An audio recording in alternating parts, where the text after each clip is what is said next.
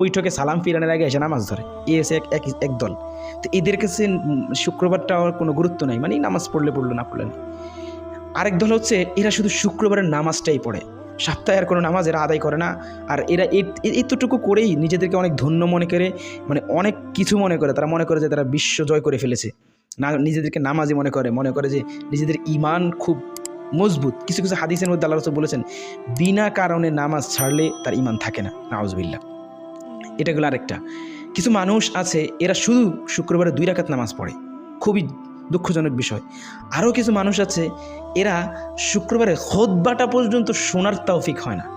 চিন্তা করে দেখছেন কি এক অবস্থা, খুতবাও শুনতে পারে না। এমনও হয়, আমি দেখেছি যে খুতবা অবস্থায় মানে কোনো গুরুত্ব নাই, আইতেছে খুতবা শুনতেছে, খুতবা চলতেছে, কেউ ফোন টিপতেছে, কেউ মানে যে যার মতো। এটা নিজের বাসা বাড়ি পার্কের মতো হয়ে গেছে মসজিদগুলো এখন।